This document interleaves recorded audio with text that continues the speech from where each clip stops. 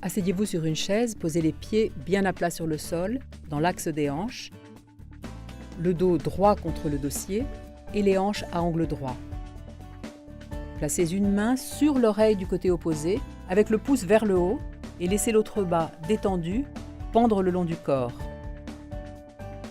Prenez de l'air par le nez pendant 2 secondes, puis relâchez-le en arrondissant la bouche pendant 4 ou 5 secondes, et en même temps, comme si vous alliez retirer votre cape, déplacez la main qui est sur l'oreille vers l'arrière et légèrement vers le haut, en la tournant de sorte que le pouce regarde vers le bas.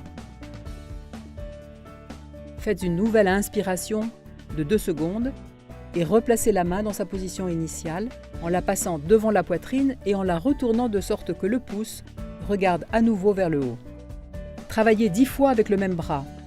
Reposez-vous environ 30 secondes, puis faites 10 répétitions avec l'autre bras. Augmentez progressivement le nombre des répétitions jusqu'à ce que vous en fassiez 20 consécutives.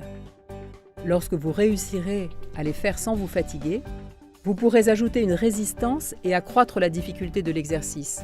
Vous pouvez utiliser une bande élastique en la passant derrière l'épaule et en la tenant à 2 mains afin d'opposer une résistance au mouvement. Lorsque vous portez votre bras en arrière, soufflez sur 4 ou 5 secondes et lorsque vous le ramenez à l'oreille, inspirez pendant 2 secondes.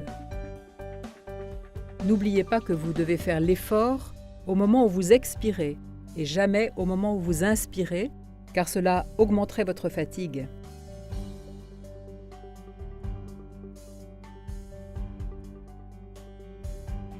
Vous pouvez aussi tenir un poids dans la main qui fait le mouvement, des haltères par exemple, une bouteille d'1 demi-litre d'eau ou un petit sac plein de 500 g de lentilles, de riz, de haricots, comme on en trouve dans toutes les maisons.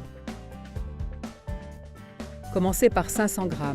Et si vous le supportez, vous pouvez rajouter du poids progressivement. Ne faites pas cet exercice si vous remarquez des symptômes d'augmentation de la dyspnée ou de la fréquence cardiaque, de la fièvre ou tout autre signe d'aggravation. Dans ce cas, consultez votre médecin.